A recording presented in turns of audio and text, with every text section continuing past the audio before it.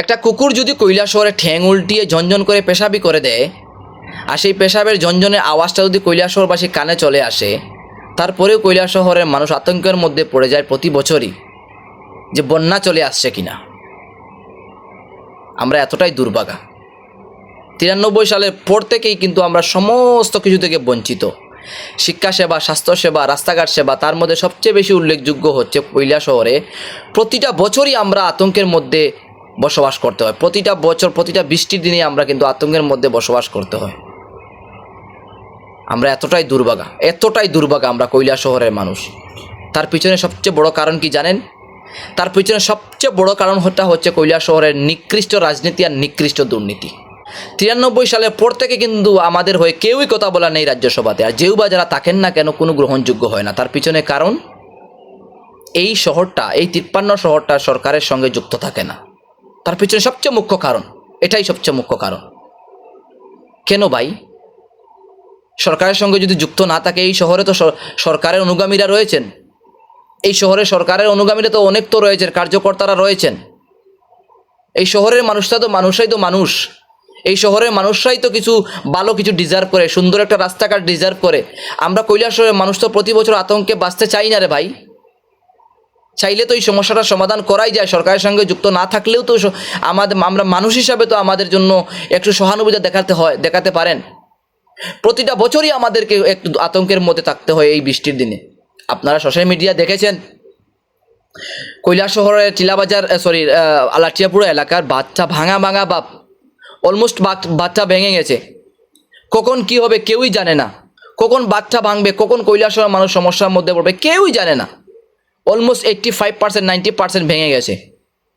সেই পরিস্থিতিতে কিছু কন্ট্রাক্টর ওই জায়গায় গিয়েছেন বাঁধটা সংস্কার করার জন্য। সর্বপ্রথম কথাটা হচ্ছে, নেতা মন্ত্রীরা যে ওইখানে গিয়ে পরিদর্শন করেছে, আমার কথা হচ্ছে এখন কি আপনাদের ঘুম ভেঙেছে? এখন কি যে আপনারা যে হাত উড়িয়ে বলতেছেন যে এটা করো সেটা করো, এই করো সেই করো, এখন কি আপনাদের ঘুম ভেঙেছে? কোথায় ছিলেন আপনারা শুকনোর দিনে? কৈলাসহরে 2-4টা বাঁধ যদি শুকনোর দিনে মেরামত করা হতো, আমরা কৈলাসহরবাসী কি এতটাই আতঙ্কের মধ্যে দিন কাটাতে হতো এখন? কোথায় ছিলেন আপনারা শুকনোর দিনে? বোল্টার ঢেলে যদি 2-4টা বাঁধ যদি সংস্কার করা হতো, আমরা আসলেই তো এত আতঙ্কের মধ্যে থাকতে হতো না। বন্যার জন্য এই সমস্যার মধ্যে হতো, বন্যার আতঙ্কে আমরা থাকতে হতো না এখন। এই বাঁধটা যদি ভেঙে যায় কি হবে এখন? কৈলাসহরে 2-4 জন কন্ট্রাক্টর ওখানে গিয়েছেন মেরামত করার জন্য। আমি যতটুকু জানি, ব্যক্তিগতভাবে আমি জানি যতটুকু, এটা ফ্রি করতে যাননি, কিন্তু কাজটা তো সার্বজনীন কাজ।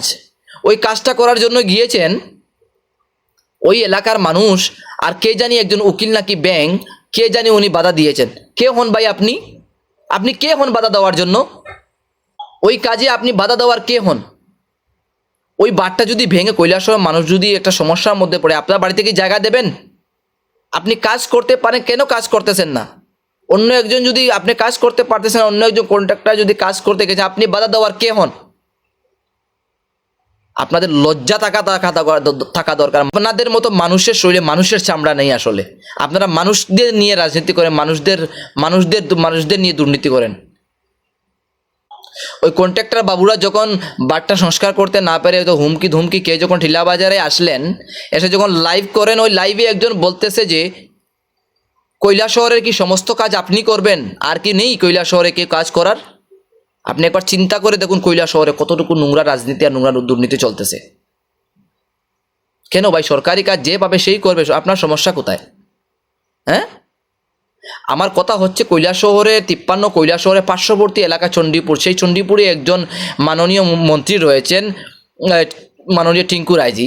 আপনি তো চাইলে একবার তো পারেন এটা পরিদর্শন করে একটা সমস্যার সমাধান করতে। হ্যাঁ, চাইলে তো পারেন। আপনি চাইলে তো পারেন কৈলাসহর মানুষের হয়ে আপনি কিছুটা না হয় কথা বলতে। আসলে যদি আপনি কথা বলতে, আমরা কৈলাসহরবাসী এতটা সমস্যার মধ্যে পড়তে হতো না। প্রতিটা বছরই আমাদের আতঙ্কের মধ্যে থাকতে হয়, প্রতিটা বছরই বন্যা আতঙ্কের মধ্যে থাকতে হয় আমাদের। যদি আপনি যদি কৈলাসহরবাসী হন, আর সেই কৈলাসহরের রাস্তাটা যদি আপনি দেখেন একবার, যদি কৈলাসহরের রাঙ্গাউড়ি থেকে কৈলাসহর পর্যন্ত যে রাস্তাটা, আপনি যদি আসলে মন থেকে যদি চিন্তা করেন, তাহলে আপনি ফিল করবেন যে আপনি 1980 সালে বসবাস করতেছেন। এমন মতো অবস্থা কৈলাসহরের এই মেইন সড়কটার। সেটা না হয় এখনকার জন্য বাদে দিলাম, কিন্তু এখন তো সবচেয়ে উল্লেখযোগ্য হচ্ছে কৈলাসহরে যে বন্যা পরিস্থিতি। এই যে সমস্যাগুলো, এই যে দুর্নীতিগুলো, এই যে বন্যা পরিস্থিতি, প্রতিটা বছর আমাদের আতঙ্কের মধ্যে থাকতে হয়। ত্রিপুরা রাজ্যে তো প্রতি 10টা বছর থেকে বিজেপি সরকার রয়েছে, কেন্দ্রেও বিজেপি সরকার, রাজ্যেও বিজেপি সরকার। আমরা জানি, আমরা দুঃখিত, আমরা কৈলাসহরের মানুষগুলো আসলেই বড় দুর্ভাগা। আমরা কৈলাসহরের মানুষগুলো সরকারের সাথে জড়িত করতে পারি না কৈলাসহর 53 কৈলাসহরটাকে। আমরা এর জন্য দুঃখিত, কিন্তু আমরাও তো কৈলাসহরের মানুষরাই তো মানুষ, আমরাও তো ডিজার্ভ করি। আমরা তো ডিজার্ভ করি সুন্দর স্বাস্থ্যসেবা, সুন্দর রাস্তাঘাট সেবা। আমরা তো চাই না যে আমরা প্রতিটা বছর আতঙ্কের মধ্যে থাকি, আমরা তো চাই না কোনো সময়। ত্রিপুরা রাজ্যের মুখ্যমন্ত্রী চোখে তো এসব পড়ে সব কিছু। চাইলে তো আপনি ত্রিপুরা রাজ্যের মাননীয় মুখ্যমন্ত্রী এই সমস্ত সমস্যার সমাধান করতে পারেন। প্রতিটা বছর আমাদের এই সমস্যার সম্মুখীন হতে হয়। প্রতিটা রাস্তাঘাট যখন মেরামত করা হয় 2 মাস পরেই আবার ভেঙে যায়। শত শত অ্যাক্সিডেন্ট হয় জন্য কেউই কথা বলার নেই আমাদের জন্য। আমাদের হয়ে ত্রিপুরা রাজ্যের কৈলাসহরের মানুষের হয়ে কৈলাসহরে 93 সালের পর থেকে আমাদের হয়ে কেউ কথা বলার থাকে না। যে ভাই যারাই থাকেন কোনো গ্রহণযোগ্য হয় না। তার কারণটাই হচ্ছে এই শহরটা সরকারের সাথে যুক্ত থাকে না। সেটা আমাদের দুর্ভাগ্য। আজকে যদি এই শহরটা যদি সরকারের সাথে জড়িত থাকতো তাহলে আমরা এত সমস্যার সম্মুখীন অবশ্যই আমরা হতাম না। সেটা আমি মন থেকে বলছি, আমি হতো না। কিন্তু হতে পারে না সরকারের সাথে জড়িত।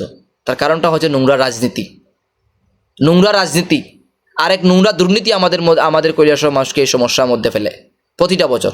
আমি হাত জোড় করে বলছি, কৈলাসহরের ত্রিপুরা রাজ্যের মুখ্যমন্ত্রী যে বা যারা দায়িত্বে রয়েছেন, প্লিজ অতি সত্বর আমাদের এই সমস্যার সমাধান করেন। না হয় কিন্তু আমরা কৈলাসহরের কৈলাসহরের মানুষগুলো কিন্তু অনেক সমস্যার মধ্যে পড়ে যাব। এই বাঁধটা যদি সংস্কার করা না হয় এখনই, কি হবে কেউই জানে না।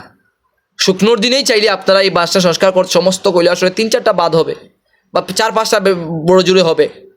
সেই বাঁধটা যদি সংস্কার করা হয়, সমস্যাটা কোথায়? আমরা কৈলাসহরবাসীও তো মানুষ, একটা ভালো একটা জীবন তো আমরাও তো একটা ডিজার্ভ করি। দয়া করে আপনারা মাননীয় মুখ্যমন্ত্রী ত্রিপুরা রাজ্যের, আপনারা দয়া করে এই সমস্যার দিকে একটু নজর দেবেন। ধন্যবাদ।